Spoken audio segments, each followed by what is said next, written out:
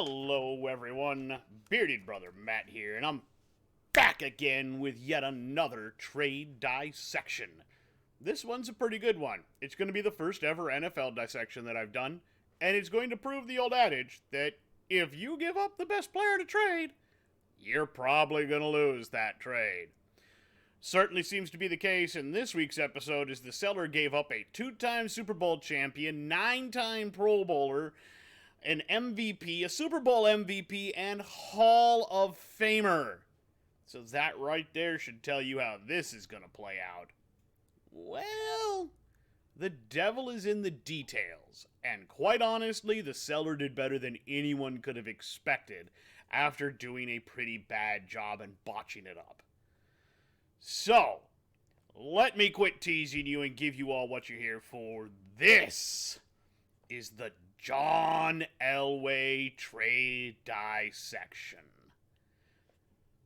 For most of us, I'm not going to have to explain who John Elway is. For the rest, and for those that will say, "Oh, Elway was never traded, duh!" Let me explain, and set the Wayback Machine to 1983. John Elway is a young lad just finishing up his senior year at Stanford University. In his 4 years, he would toss up 9,349 yards, 77 touchdowns, and only 39 interceptions. He would have an overall quarterback rating of 139.3. That was more than enough to make him the presumptive first overall pick of the upcoming NFL draft.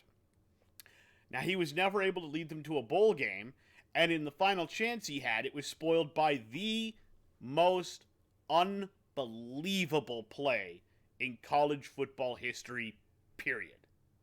It's literally just called The Play. And you should go look it up on YouTube right now if you haven't seen it. In fact, pause this video, go look it up, and then come back so you'll understand. Cal literally laterals the ball all the way downfield while running over the Stanford band who'd run onto the field to celebrate a victory that actually hadn't happened. It's absolutely wild.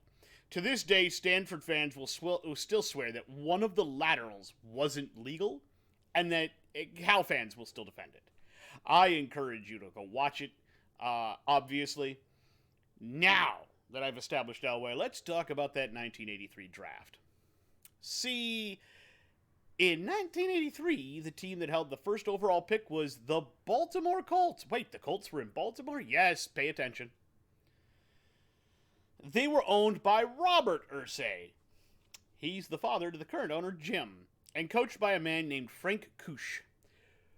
Kush had kind of a reputation as a harsh taskmaster, and Jack Elway, who also coached football, warned his son that he may not want to go there. Being that they played in Baltimore, and John was more interested in playing on the West Coast, he told the world at large that he wouldn't sign with the Colts, and baseball was a possibility. He had played in college, and he had been scouted. Colts GM Ernie Accorsi didn't give a flip about any of that, and snagged Elway with the first overall pick. Elway again reiterated not wanting to play there, and said something to the effect of, "I'm going to play baseball for the Yankees, and if that doesn't work out, I will be a garbage collector in New York before I ever play a down of football in Baltimore." Yeesh. What do you do when the guy you drafted first overall adamantly refuses to play for your team? You gotta trade him. Robert Irsay would finally get a trade done with the Denver Broncos. And it goes as follows. The Denver Broncos get John Elway. But we all kind of knew that. What did Baltimore get back? Baltimore got back a package that included offensive tackle Chris Hinton, backup quarterback Mark Herman, and a 1984 round 1 and 19th overall pick. For reference, Hinton was drafted in the same year as Elway, 1983, with the 4th overall pick. So, how did Baltimore do in all of this? Well, we're going to put that on the back burner, because we're going to have to go and talk about the one guy. John Elway. Let's find out if they overpaid him. No, they did not overpay for him. Elway would play for the Broncos from 1983 to 1998 when he would retire. He finished with a record of 148, 82, and 1. He would pass for a total of 51,475 yards with 300 touchdowns and 226 interceptions. On top of that, he would rush for 3,407 yards and 33 touchdowns. He would win the league MVP award in 1987 and then the Super Bowls in both 97 and 98, collecting Super Bowl MVP for his 98-99 Super Bowl appearance in his final game. He was a 9-time Pro Bowler and eventually selected to the NFL Hall of Fame and has his bust immortalized in Canton, Ohio.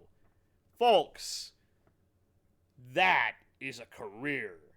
Just from that alone, you can probably say Denver won this trade.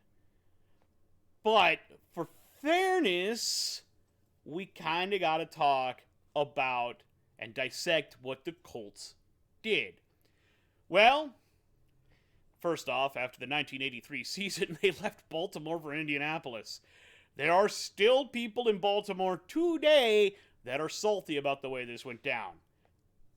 I'm not here to pick at old wounds, so I'm going to leave that alone. Let's look at the actual dissection. We are going to start with Mark Herman. Mark Herman was, well, a backup QB, and he played 2 seasons with the Colts.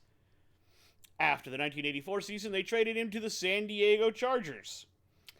Now, this is odd, because frankly, I looked all over, and all I could get was he was traded for an undisclosed future draft pick.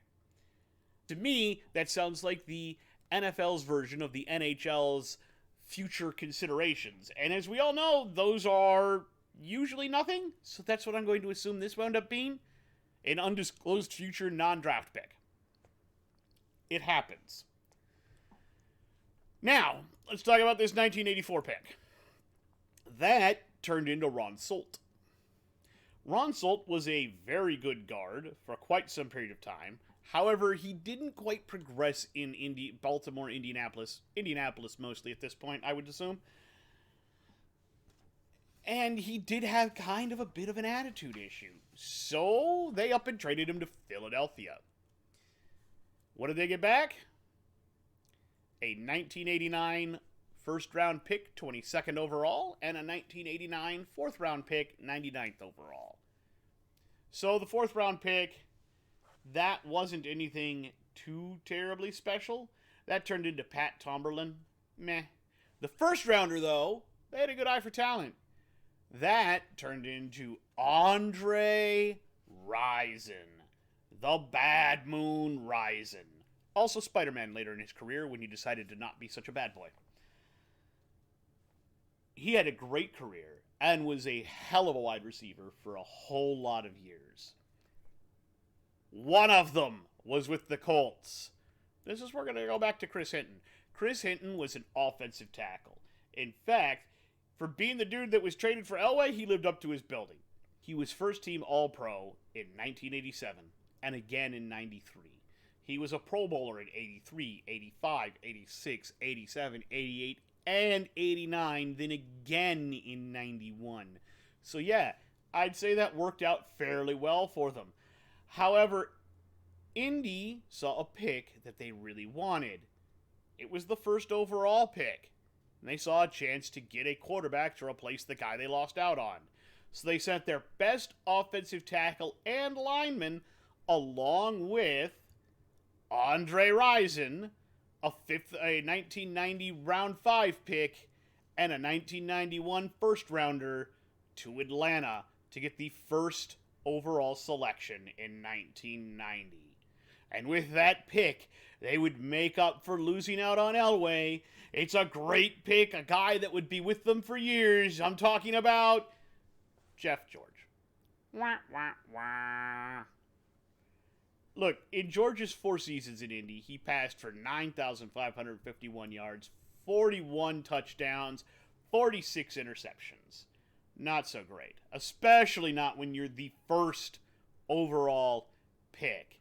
Much later in his career, George would actually find some success, but never really lived up to the first overall pick billing. However,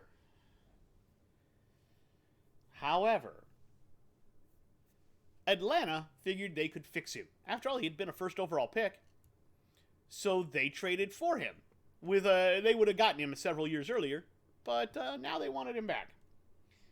So they ponied up 3 picks for him. A 1994 first rounder, 7th overall, a 1994 third rounder, 83rd overall, and a 1996 first rounder, 19th overall. Now, these first 2 picks, Atlanta wouldn't keep them.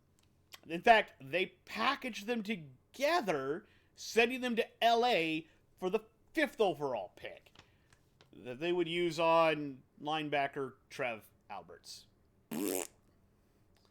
What makes it worse is that LA also traded the 7th overall pick, and San Francisco would use it to select Bryant Young. Oh yeah, he had a Hall of Fame career. Don't feel too bad for the Rams for drafting Trev Alberts. This is the same draft where they ended up drafting Hall of Famer Marshall Faulk. I don't think they feel too bad about missing out on Trev Alberts. The round 3 pick was used on James Bostic. Meh career. Now, having learned their lesson from trading away the other pick, the 1996 first rounder they held on to, and they grabbed Marvin Harrison. Now that was a great pick. The man had 12 seasons in Indy, posting a preposterous 1,102 receptions, 14,580 yards receiving, and 128 touchdowns. That's just so dumb. This also included his stupid, ridiculous 2002 season where he caught an NFL record at the time, 143 balls for 1,722 yards and 11 touchdowns. Oh yeah, he was also the primary target in 2006 when he, Reggie Wayne, and Peyton Manning won the Super Bowl. He's also been elected to the Hall of Fame, where he's now enshrined in Canton, Ohio. The record for most catches in a season would be broken in 2019 by Michael Thomas, who caught 149 footballs that season. After all that, who won? Honestly, while the Colts did better than expected, it took them 13 years to catch up to the Broncos. And in the meantime, they just kept making mistakes. By the time they were hitting movie, Elway was winding down and winning 2 Super Bowls. In the end, the Colts did all right, but I think I'm going to give this to Denver. So, that was the Elway Trade Dissection. I'm looking at doing an NBA one next. I have 2 in mind. I'm not sure which one it's going to be, but I'm leaning towards doing that time when a transcendental, league-defining superstar got tired of his team that had drafted him and decided he was done dunking and wanted to move on with his career. So, if you could figure out who that is, have fun. I hope we all learned something looking back at football history. I'm Bearded Brother Matt. If you enjoyed this video, smash the like button, pound on subscribe, and have an awesome day. Peace!